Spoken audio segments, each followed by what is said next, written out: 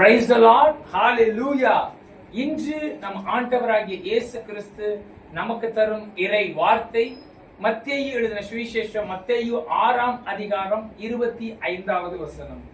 ஆகையால் எண்ணத்தை உண்போம் எண்ணத்தை குடிப்போம் என்று உங்கள் ஜீவனுக்காகவும் எண்ணத்தை உடுப்போம் என்று உங்கள் சரீரத்திற்காகவும் கவலைப்படாதிருங்கள் என்று உங்களுக்கு சொல்கின்றேன்.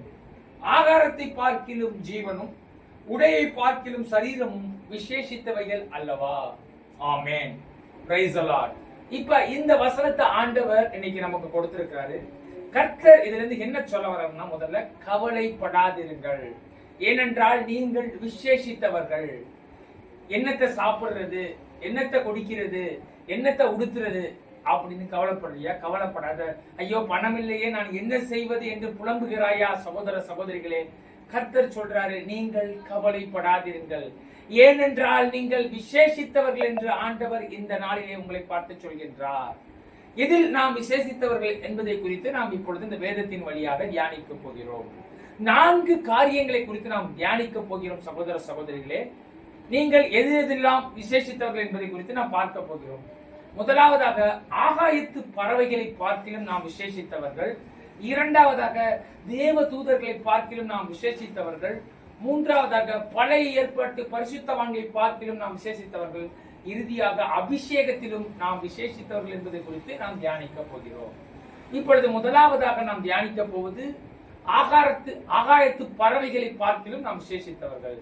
இதற்காக மத்தேயு 6ஆம் அதிகாரம் 26வது வசனத்திலே நாம் பார்க்கும் பொழுது, ஆகாயத்து பறவைகளை பாருங்கள், அவைகள் விதைக்கிறதும் இல்லை, நூற்கிறதும் இல்லை, களஞ்சியத்தில் சேர்க்கிறதும் இல்லை, ஆனாலும் உங்களுடைய பரமபிதா அவைகளுக்கு பிழை கூட்டுகிறார், அவைகளை பார்க்கிலும் நீங்கள் விசேஷித்தவர்கள் அல்லவா என்று இந்த வசனத்துல சொல்லப்பட்டிருக்கு. இதுல ஆண்டவர் என்ன சொல்ல வர்றாருன்னா, தம்பி, அந்த பறக்கிற பறவையை பாருப்பா, அதுக்கு விதைக்கிறது, அறுக்கிறது, களஞ்சியத்தில் சேர்க்கிறது எதுவுமே பண்ணல.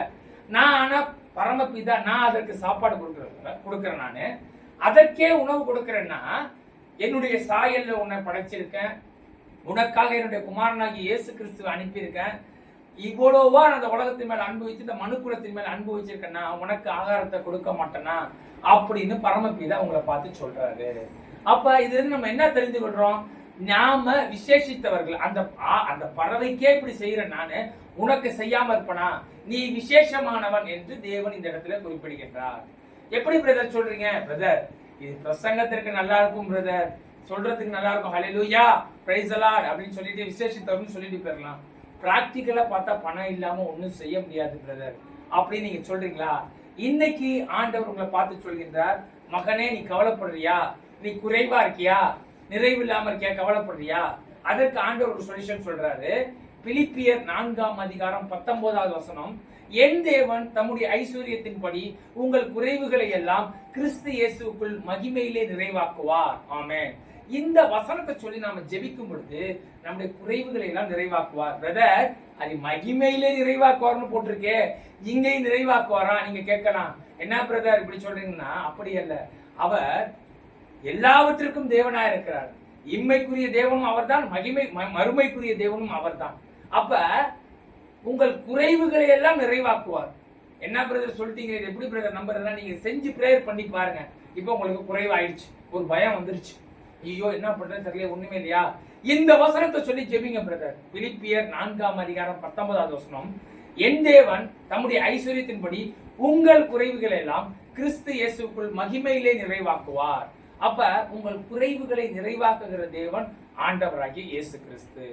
ஏனென்றால் அவர் எல்லாவற்றையும் நிறைவு செய்கிற தேவன், குறைவை எல்லாம் நிறைவாக்குவார். அப்ப நீங்க இப்படி சொல்லி ஜெபித்து பாருங்க, தொடர்ச்சியா ஜெபிங்க. உங்களுக்கு எப்ப பயம் வந்துருச்சு, குறைவா போச்சு, ஐயோ என்ன செய்வதுன்னு தெரியலையா, இந்த வசனத்தை சொல்லி ஜெபிங்க பிரதர், கர்த்தர் உங்கள் குறைவுகளை நிறைவாக மாற்றுவார். ஆமென். சரி பிரதர், ஓகே, குறைவுகள் வந்துருச்சு, நிறைவாக்கிட்டேன்.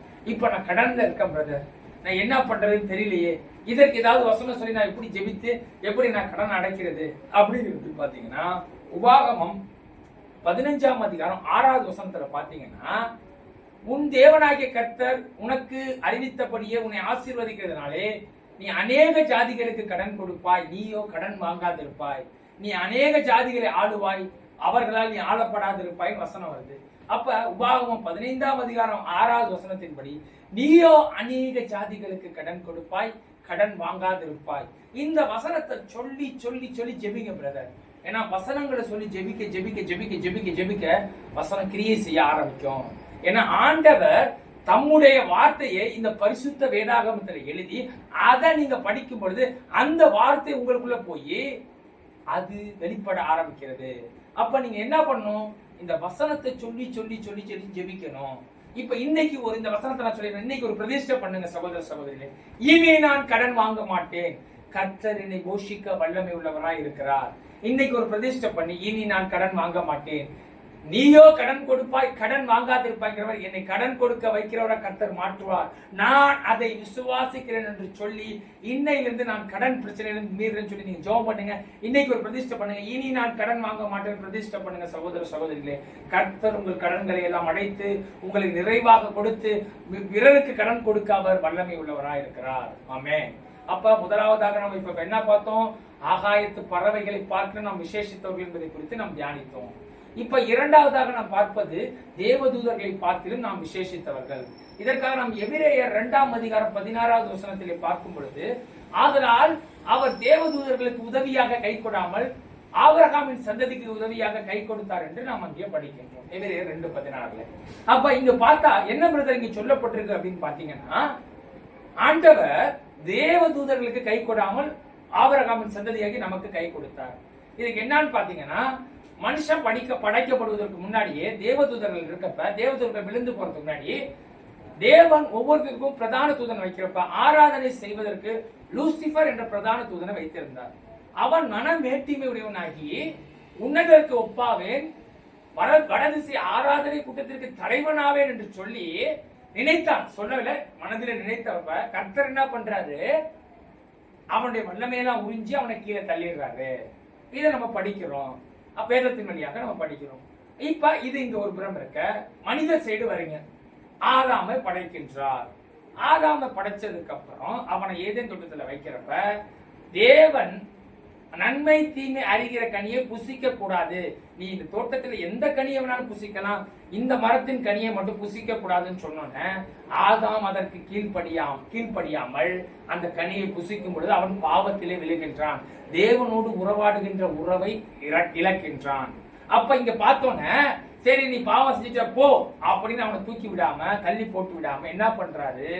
அவனுக்கு பாவ விமோசனம் கொடுக்கிறார். எப்படி பிரதர் பாவ விமோசனம்னா, முதலாம் ஆதாம், அந்த ஆதாம் இழந்த மீட்பை இரண்டாம் ஆதாம் ஆகிய தம்முடைய குமாரனாகிய இயேசு கிறிஸ்துவை இந்த உலகத்திற்கு கொண்டு வந்து முதல் ஆதாம் இழந்த மீட்பை இரண்டாம் ஆதாம் ஆகிய இயேசு கிறிஸ்து வழியாக இந்த மனுக்குலத்திற்கு கொடுக்கின்றார் தேவன்.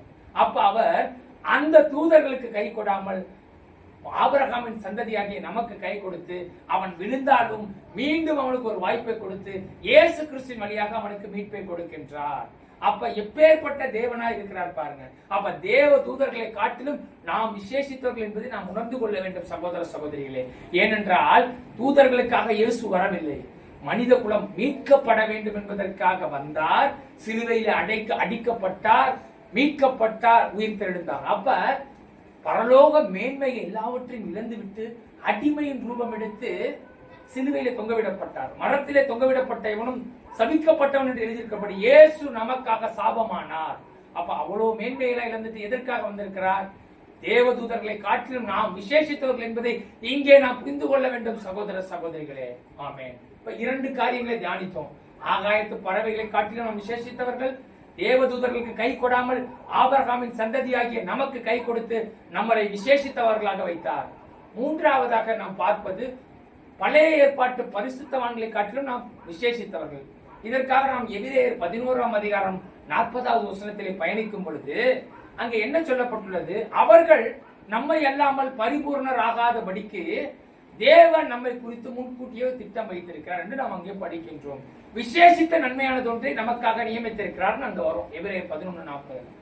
அப்ப பாத்தீங்கன்னா என்ன பிரதர் சொல்றீங்க அப்படின்னா, பழைய ஏற்பாட்டு பரிசுத்தவான்களுக்கும் புதிய ஏற்பாட்டு பரிசுத்தவான்களாகிய நமக்கு என்ன வித்தியாசம் அப்படின்னு பாத்தீங்கன்னா, பழைய ஏற்பாட்டு பரிசுத்தவான்கள் பாவம் செஞ்சிட்டாங்கன்னா பாவ நிவாரண பலி என்ன பண்ணுவாங்க? ஆடு மாடுகள் ரத்தத்தை பலியிட்டு பாவ நிவாரண பலி செலுத்துவாங்க. இங்க புதிய ஏற்பாட்டுல அதே மாதிரி நம்ம பாவம் செய்யறோம். நம்ம என்ன பண்றோம்? இயேசு கிறிஸ்துவின் ரத்தத்தினால கழுவப்படுறோம். அப்ப இயேசு கிறிஸ்து புதிய ஏற்பாட்டுல மாம்சத்தினால வெளிப்பட்டு நமக்காக சிலுவையில அடிக்கப்பட்டார். எப்படி நான் நம்புறது? வசன ஆதாரம் சொல்லுங்க அப்படின்னு பாத்தீங்கன்னா 1 யோவான் 1:7 வசனம் சொல்லுது, இயேசு கிறிஸ்துவின் ரத்தம் சகல பாவங்களை நீக்கி நம்மை சுத்திகரிக்கிறது. அப்ப பழைய ஏற்பாட்டு பரிசுத்தவான்களுக்கு இயேசு கிறிஸ்துவின் ரத்தம் கிடைக்கல. புதிய ஏற்பாட்டு பரிசுத்தவான்களாகிய நமக்கு இந்த 1 யோவான் 1:7 படி இயேசு கிறிஸ்துவின் ரத்தம் சகல பாவங்களை நீக்கி நம்மை சுத்திகரிப்பதனால் நம்ம நீதிமான்கள் ஆக்கப்படுகிறோம். அப்ப அந்த பழைய ஏற்பாட்டு பரிசுத்தவான்கள் இயேசுக்கு முன்னாடி வாழ்ந்தவர்களை காட்டிலும் புதிய ஏற்பாட்டு பரிசுத்தவான்களான நாம் பாக்கியவான்கள், விசேஷித்தவர்கள். ஏனென்றால் இயேசு கிறிஸ்துவின் ரத்தம் அவங்களுக்கு கிடைக்கல, சரி நமக்கு கொடுத்துட்டாரு, நம்ம விசேஷித்தவர்கள் ஆயிட்டோம். இன்னொரு முக்கியமானது என்னன்னு பார்த்தா, நம்மளோட உடன்படிக்கை பண்ணினவரா இருக்கிறாரு. ரத்தத்தினாலும் மாம்சத்தினாலும் புதிய உடன்படிக்கை பண்றேன்னு சொல்றாரு ஆண்டவர். அப்ப அவர்களை காட்டிலும் உடன்படிக்கை பண்ணி, ஆழமான உடன்படிக்கை நம்மளோட பண்ணி நம்மளை இயேசு கிறிஸ்து விசேஷித்தவர்களாக வைத்திருக்கிறார். இன்னொரு வசனம் சொல்லுது, யோவான் 3:29 வசனம், மணவாட்டியை உடையவனே மணவாளன். அப்ப இங்க பாத்தீங்கன்னா 2 கொரிந்தியர் 11:2 வசனம் என்ன சொல்லுது? நீங்கள் கற்புள்ள கன்னிகையாக கிறிஸ்து என்னும் ஒரே புருஷனுக்காக நியமிக்கப்பட்டு ஒப்பு கொடுக்கப்பட்டிருக்குன்னு படிக்கிறோம். அப்ப நாம யாரு? கற்புள்ள கன்னிகை, இயேசுங்கிற புருஷனுக்காக நியமிக்கப்பட்ட மணவாட்டி. அங்க என்ன சொல்லப்பட்டிருக்கு? யோவான் 3:29 மணவாட்டியை உடையவனே மணவாளன். அப்ப இயேசுங்கிற மணவாளனுக்காக உருவாக்கப்பட்ட மணவாட்டியாக யார் இருக்கோம்? புதிய ஏற்பாட்டு பரிசுத்தவான்களாகிய நாம இருக்கோம். அப்ப நீங்க பாத்தனா அந்த பழைய ஏற்பாட்டு பரிசுத்தவான்களை காட்டி நம்ம எவ்வளவு விசேஷித்தவர்கள் பாருங்க. நம்மளோட உடன்படிக்கை பண்ணிருக்காரு, நமக்காக ரத்தம் செஞ்சிருக்காரு, நமக்காக மணவாட்டியே, நம்ம மணவாளனா இருந்து நமக்காக மணவாட்டிங்கிற அந்தஸ்தை கொடுக்கிறாரு. அப்ப பாத்தீங்கன்னா இயேசு கிறிஸ்துவை வணங்குற நாம் எவ்வளவு விசேஷித்தவர்கள் என்பதை நாம் புரிந்து கொள்ள வேண்டும். இப்ப 3வது பார்த்துட்டோம். இறுதியாக பார்க்க போது அபிஷேகத்தினால் நாம் விசேஷித்தவர்கள் என்பது 4வது காரியத்தை குறித்து தியானிக்க போது, அது என்ன அபிஷேகத்தினால் விசேஷித்தவர்கள் அப்படின்னா யோவான் சுவிசேஷம் 14:16 வசனத்திலே கொடுக்கப்பட்டுள்ளது. இயேசு கிறிஸ்து சொல்றாரு, நான் பிதாவை நோக்கி விண்ணப்பம் பண்ணுவேன், அப்பொழுது எப்பொழுதும் உங்களோடு என்றென்றைக்கும் இருக்கக்கூடிய சத்திய ஆவியாகிய வேறொரு தேற்றரவாளனை உங்களுக்கு தருவேன், தந்தருள்வார் அப்படின்னு அந்த வசனம் சொல்லுது. யோவான் 14:16 வசனத்துல. அப்ப என்றென்றைக்கும் நமக்குள்ள இருக்கிற பரிசுத்த ஆவியை நமக்கு தருவார் அப்படின்னு அந்த வசனம் சொல்லுது. சரி, இது புதிய ஏற்பாட்டு பரிசுத்தவான்களுக்கு இயேசு சொல்லிட்டாரு, பரிசுத்தாவி தருவோம்பா, அவர் எப்பவுமே உனக்குள்ள இருப்பார், உனக்கு அபிஷேகம் கொடுத்தா எப்போ இருந்து உன்னோட இருப்பாருன்னு சொல்றாரு. இப்ப பழைய ஏற்பாட்டு பரிசுத்தவான்களை குறித்து பாக்குறப்ப கர்த்தருடைய ஆவி எங்க வருது? நம்ம எப்படி இதை தியானிக்கிறது பார்த்தா, இதுக்காக நியாயாதிபதியின் புத்தகத்துல 14ஆம் அதிகாரத்துல பாக்குறப்ப சிம்சோன் அப்படிங்கிற மனுஷனை குறித்து, நியாயாதிபதியை குறித்து தியானிக்கும் போது அவன் பராக்கிரமசாலியா இருந்தான். பெலிஸ்தியர்கள் இஸ்ரவேலர்களை துன்புறுத்துற பொழுது இஸ்ரவேலர்களை மீட்பதற்காக இந்த சிம்சோனை ரட்சிப்பவனாக கர்த்தர் அங்கே வைத்திருந்தார். இந்த சிம்சோன் இந்த 14ஆம் அதிகாரத்தை நாம் பார்க்கும் பொழுது 14ஆம் அதிகாரம் 6வது வசனத்திலே அவன் போறப்ப ஒரு சிங்கம் வருது.